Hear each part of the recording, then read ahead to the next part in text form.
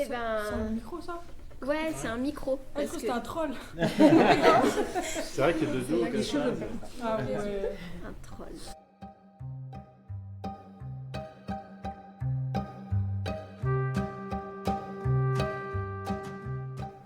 Des filles en marge, ouvrir les possibles pour des jeunes filles qui décrochent. Épisode 2. Dans ce deuxième épisode, nous vous partageons l'outil qui a émergé lors des temps collectifs avec les professionnels et ce que ça a donné de l'expérimenter avec des jeunes filles de deux structures, l'Amaze et le Fil d'Ariane. L'Amaze, c'est une grande maison à Villeurbanne dans laquelle se matérialise le projet Réussir ensemble d'ATD Quart Monde qui vise à soutenir l'emploi et la formation des jeunes les plus exclus. Le Fil d'Ariane, c'est un dispositif de raccrochage scolaire monté en partenariat entre l'Éducation nationale, les Francas et les apprentis d'Auteuil et qui permet à des jeunes de 16 à 18 ans déscolarisés de trouver leur voie et de se réorienter. Au Fil d'Ariane, il y a 8 jeunes filles qui ont pu participer à l'atelier. Cette voix, c'est celle d'Elisa Herman, sociologue de formation et chargée de mission à l'AMRI. C'est elle qui a coordonné le projet. Elles n'ont pas toutes été là sur toute la journée. Il y en a certaines qui sont arrivées dès le matin, d'autres qui sont arrivées au milieu de matinée et d'autres qui sont arrivées plutôt dans l'après-midi.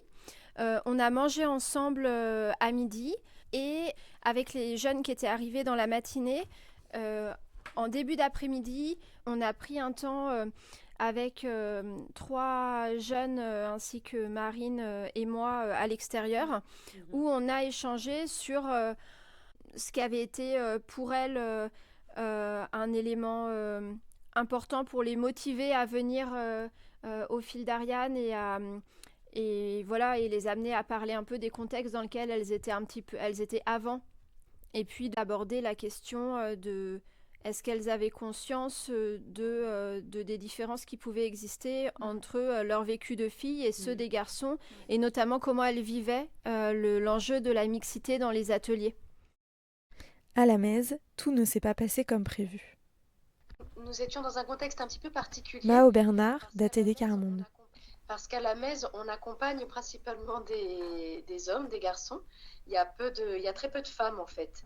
Peut-être une femme pour 9 ou 10 gars. En fait, l'atelier a eu lieu, mais avec une seule femme, avec une seule personne.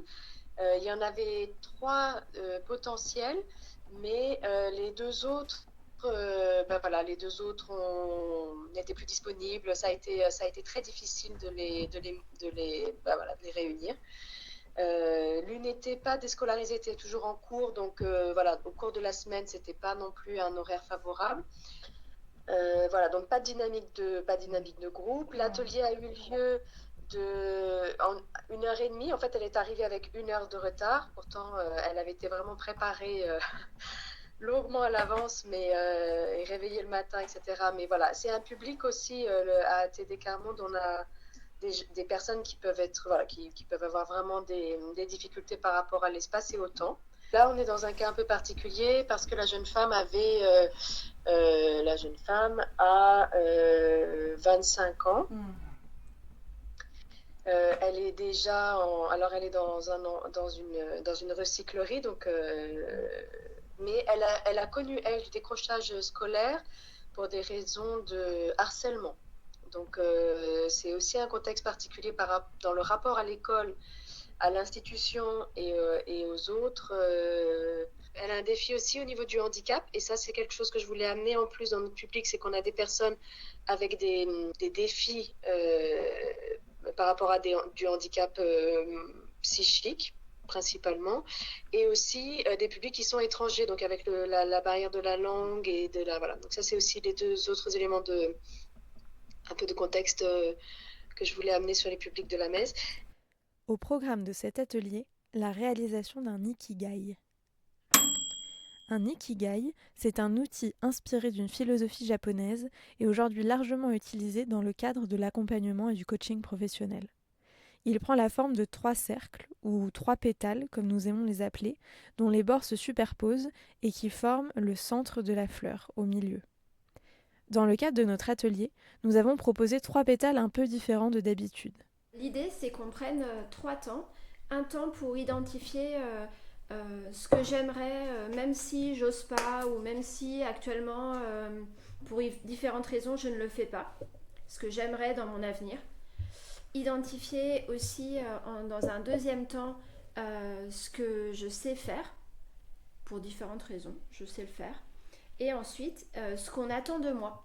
Ce que les gens autour de moi ont comme attente vis-à-vis de moi, ont comme idée pour moi, ou qu'est-ce qu'ils ont envie que je fasse. Et après, une fois qu'on a vu ces trois aspects-là de la vie, l'idée c'est de voir comment chacune de ces parties se parle entre elles, enfin, sont en raccord ou différentes les unes des autres, et puis de voir si ça nous donne un petit peu des idées pour nous sur ce qu'on aurait envie de faire. C'est normal si on ne sait pas tout de suite ce qu'on va écrire dans les cases. Ouais, on se carrément, laisse guider, parce que justement, l'idée c'est que pour réfléchir à ce qu'on va écrire dans les cases, à chaque fois il y a une petite activité. Il a par exemple été utilisé un photolangage, un quiz sur la vie rêvée et le jeu des stéréotypes. On prend 5 minutes et chacune écrit pour elle, c'est juste pour vous en fait. Tout le monde se met au boulot et remplit petit à petit les pétales de son ikigai. Si vous pouvez écrire direct sur votre papier d'ikigai, si vous avez envie, ou alors sur votre... Je laisse les... Ouais. Ça, je crois que c'est le brouillon, non? Est-ce que tu as envie d'écrire quelques trucs sur le document? C'est comme tu as envie en fait. Hein. Non, pas envie. Okay. Ce qu'on peut faire, si tu as envie de noter quand même des choses, on peut noter à ta place. Si tu veux dicter, on peut noter à ta place. Ça te dirait mieux ça? Ouais. Tu veux que j'écrive? Je suis ta secrétaire alors. Alors, qu'est-ce que j'aimerais? Même si je n'ose pas. Faire du sport. Quoi d'autre? Aller à la montagne. Faire des ateliers cuisine personnelle. Activité cuisine personnelle, apprendre à cuisiner toi personnellement. Activité cuisine personnelle, je mets. Et puis, en mai 2024, a lieu le bilan global des 2 ateliers réalisés avec les professionnelles qui étaient présentes. On a été surpris. Françoise Aboujouda, du pôle Persévérance du rectorat de Lyon. De l'engagement et de choses très personnelles qui sont ressorties. Et où on a vraiment vu que le problème des filles et les assignations qu'on leur donne et les attendus qu'on a d'elles sont souvent en conflit avec les aspirations, voire les rêves qu'elles peuvent avoir.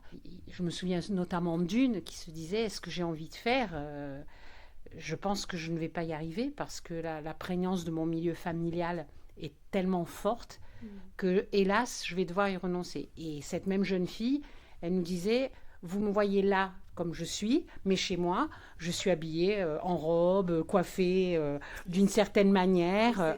Voilà. » Et donc, pour moi, ça ne m'a pas surprise parce qu'en lycée professionnel, j'avais ce profil. Mais la confiance qu'elles nous ont donnée, c'était hyper gratifiant aussi de se dire qu'on leur avait donné un espace aussi. Je trouvais ça chouette d'avoir ce climat de confiance. On a beaucoup ri. C'était très gai, malgré qu'il y ait des choses un peu lourdes à aborder. En fait, c'était pas forcément... Maud Luici, responsable académique de la plateforme de suivi et d'appui aux décrocheurs au rectorat de Lyon. C'était pas forcément en fait le cas en fait au début, ce lien de confiance. Et je pense qu'il a vraiment été institué en fait par le repas et le fait de partager quelque chose en fait ensemble. Autre, parce que c'est vrai qu'au début en fait de l'atelier, je les ai trouvés quand même un peu sur la réserve. Donc c'est après qu'elles ont commencé en fait à se mettre vraiment en fait dans l'atelier et à commencer à livrer des choses en fait d'elles-mêmes et notamment au moment où on a présenté en fait les photos. Voilà. C'était vraiment ça a permis en fait de débloquer la parole. Je veux rebondir sur la différence entre le matin et l'après-midi. Marine Sylvestre, du fil d'Ariane à Villeurbanne. Alors, je suis complètement d'accord sur ce que vous avez dit, où le repas a généré un climat de confiance. Il y a aussi un truc, c'est que sont arrivées 2 jeunes filles de l'après-midi, c'est des moteurs. Sans elles, c'est compliqué. Et quand elles sont là, ça change tout. Parce que c'est des jeunes filles qui ont été moteurs sur leur session collective. Et cette dynamique, dès que je les réunis, elle se remet en place. Et je pense que c'est aussi ça qui a créé une différence entre le matin et l'après-midi. Je pense que effectivement, les avoir fait manger ensemble, c'est une bonne idée. J'aurais aimé qu'il y ait plus de jeunes filles qui soient là. Je pense qu'il y en a beaucoup qui ont filé parce que ça leur faisait peur. Et aussi, un phénomène que j'ai sur cette année, c'est que quand on nous invite à un repas, c'est la charité. Et la charité, on n'en veut pas. Et je pense que ça a joué aussi beaucoup, où il y en a qui sont partis, qui sont revenus après l'après-midi parce qu'elles voulaient pas se faire inviter. Une particularité de ce groupe, c'est que c'est un groupe elles avaient toutes, alors elles se connaissaient pas toutes entre elles, mais elles avaient toutes déjà participé à la réalisation d'un ikigai. Donc en fait, la bizarrerie de cet outil ne leur apparaissait pas d'emblée comme qu'est-ce que c'est que ce truc bizarre. Et la deuxième particularité, c'est qu'elles avaient également été sensibilisées aux questions d'égalité femmes-hommes, avec des temps de débat, des choses comme ça. Et que donc, cette thématique-là, elles avaient eu déjà d'autres espaces un peu pour l'investir. Donc, je pense que ça a contribué au fait que certaines d'entre elles puissent avancer davantage d'éléments de réflexion même, en fait. Pas que perso, mais aussi de positionnement et de réflexion sur ces sujets. Et du côté des pétales remplis par les jeunes, qu'est-ce qu'on remarque ? Il y a beaucoup de choses dans ce que j'aimerais, mais ce que je n'ose pas, ce que je sais faire, parce que c'est beaucoup plus concret, ce qu'on attend de moi. Et ce qui est de l'ordre des inégalités, du stéréotype, c'est compliqué pour elles, pour beaucoup, parce que voilà, c'est leur quotidien. Et déjà, admettre que c'est pas normal, c'est un peu dur. C'est un peu dur parce que dire que c'est pas normal, ça demande du coup de se poser des questions de pourquoi c'est pas normal, qui fait que ce n'est pas normal, ça part de qui dans ma famille, dans mon entourage, et c'est compliqué comme question. Et puis évidemment, il y a des différences d'une jeune à l'autre. Et si on continue à tirer le fil autour de la conscience qu'elles ont des stéréotypes de genre, on observe des choses intéressantes. Il y avait vraiment des écarts très importants entre elles selon le niveau de conscientisation de ces stéréotypes, que globalement c'était assez difficile pour elles de passer de oui c'est naturel que les filles fassent ça et que les garçons fassent ça à en fait c'est comme ça dans notre société, mais peut-être ça pourrait être différent et peut-être moi je ne suis pas obligée de me retrouver là-dedans. Ce qu'on voit comme différence dans le groupe, c'est qu'effectivement, je suis très consciente qu'il y a une grande hétérogénéité au fil d'Ariane, et notamment sur ce groupe de filles-là. Parce qu'elles viennent pas du même endroit, elles n'ont pas fait les mêmes choses avant, elles n'ont pas décroché de la même manière pour les mêmes raisons, et aussi elles n'ont pas la même vie au quotidien. Et il y a une sacrée différence dans la prise de conscience chez les jeunes filles qui ont beaucoup de précarité, une famille complexe avec une communauté, une culture aussi qui les amène à se poser telle ou telle question, et chez les jeunes filles où il y a moins de précarité, il y a l'accès à plus de culture. En fait, souvent, alors, à part une ou deux, je pensais à 2 jeunes filles qui, elles, ont vraiment intégré le militantisme dans leur quotidien, mais sinon, oui, c'est comme ça. Oui, c'est comme ça, c'est la vie en fait, madame, c'est la vie. Qu'est-ce que vous voulez qu'on y fasse ? C'est la vie. Déjà, voir que ça, c'est une inégalité, que ça, c'est un stéréotype, c'est compliqué pour elles de l'admettre. De par l'âge aussi, de la culture, de l'appartenance à une communauté, de la précarité, enfin de plein de choses. Certaines d'entre elles il y en a une là par exemple qui a pu conscientiser qu'il y avait une opposition, une distance entre ce qu'on attendait d'elle autour de faire à manger, faire le ménage, et à la fois ce qu'elle savait faire d'autres choses que ce qu'on attend d'elle, et aussi qu'elle aimerait faire des choses qui ne sont pas ce qu'on attend d'elle. Déjà, la question de qui je suis, elle est hyper importante avant de se poser cette question de quel est mon avenir, qu'est-ce que je veux faire de la vie, qu'est-ce que je veux faire dans ma vie, est-ce que être une fille ou un garçon, ça impacte et de quelle manière. Moi, je cherche pas au début à leur dire ça c'est pas normal, mais plutôt de déjà se faire rendre compte des inégalités globales dans le monde. Donc on part de l'éducation, des inégalités dans des pays, puis après on fait du grand pour aller jusqu'à ce qui se passe dans ta cuisine, quoi. Et puis on réfléchit à comment ça se concrétise en différence de perspective entre filles et garçons, en différence de projection dans le travail. Le travail du projet professionnel n'est pas du tout le même travail entre un garçon et une fille, parce qu'il n'y a pas les mêmes attentes derrière, de la famille, mais aussi d'eux-mêmes. C'est assez étonnant, mais ils n'ont que 16 ans Et pourtant, des différences notables sont déjà visibles. C'est vrai que les garçons, ils vont nous dire ça paye combien. Les filles, elles n'en parlent pas. Il y a par contre cette idée des filles de je veux soit vivre de ma passion. Il y a beaucoup de métiers encore dits féminins, beaucoup de social, beaucoup de petite enfance, esthétique, coiffure, beaucoup. Mais il y a une tendance ça s'inverse quand même un petit peu parce que les réseaux sociaux font aussi beaucoup de bien. Il y a aussi des jeunes filles là, qui me parlent de logistique et de transport de marchandises parce qu'il y a des comptes qui buzzent sur Internet de femmes qui font de la route, qui font de la conduite de marchandises lourdes ou dangereuses. Il y a aussi des jeunes femmes qui ont leur compte de logistique. Et ça commence à évoluer un petit peu. S'il y a bien quelque chose qui fait... qui est bien dans les réseaux sociaux, c'est quand même cette tendance à inverser un peu inverser les choses. Mais il n'y a pas la même pression chez les filles et chez les garçons. Vraiment, ils ne s'orientent pas de la même façon. Ils ne s'orientent pas de la même façon pour les mêmes raisons. Chez le garçon, c'est vraiment une envie de gagner sa vie. Et chez la fille, plutôt une envie de s'épanouir un peu plus. Ouais, de se réaliser aussi, tout à fait. Et il y a encore cette différence, hein, vraiment. Et ils ont que 16 ans.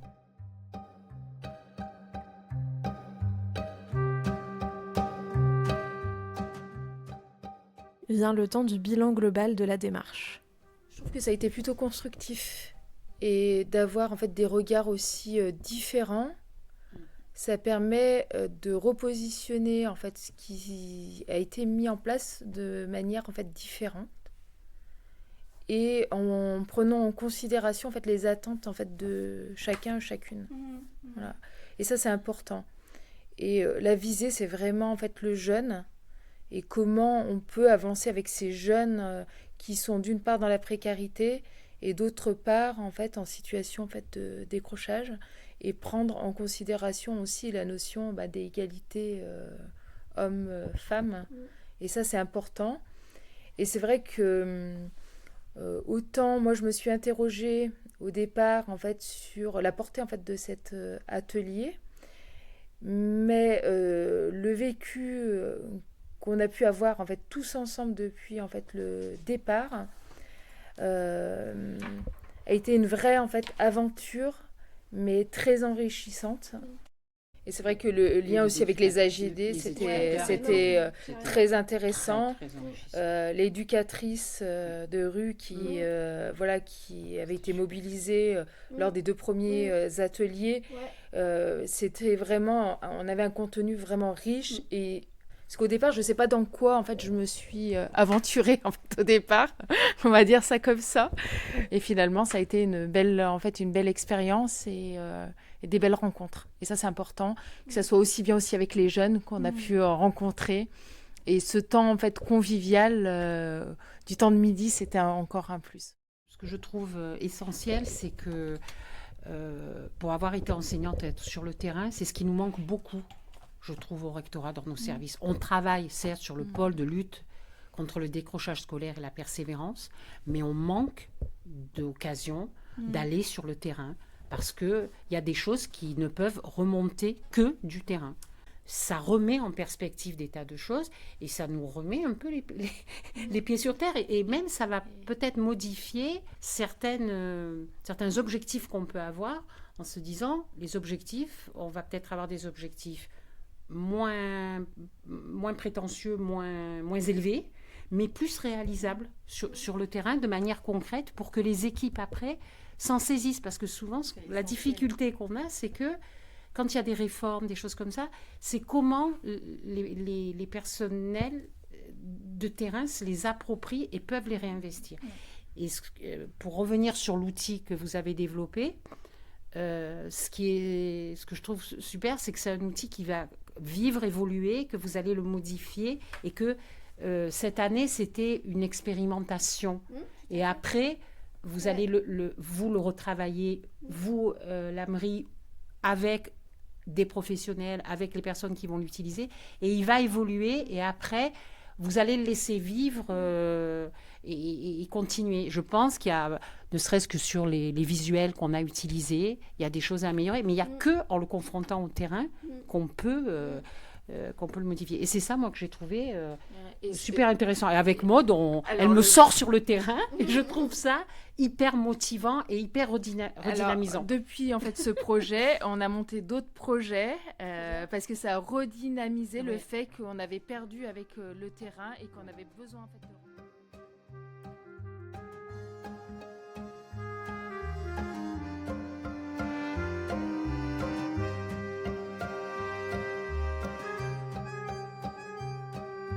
Et voilà, ce podcast s'arrête là. Mais le projet, lui, va continuer. Cet atelier a vocation à vivre, à s'expérimenter, à être approprié, enrichi, ailleurs, avec d'autres jeunes.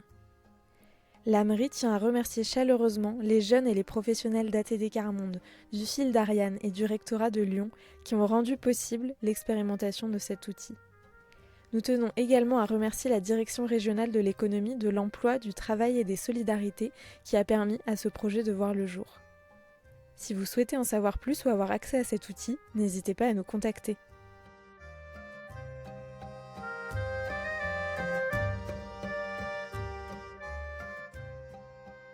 Quelque chose que j'aurais aimé rajouter, mais peut-être que l'idée n'est pas bonne. Je la dis parce que voilà, elle m'a traversé la tête. Mais je me demande si les questions de genre, justement, ne seront pas à travailler avec les garçons et avec les hommes. La même question. Des ateliers pour garçons et pour hommes sur les représentations qui concernent les femmes. Oui, ou les même hommes, qui les concernent eux aussi, qui concernent la construction de la masculinité et la construction de la féminité. Exactement. Ouais, bien sûr.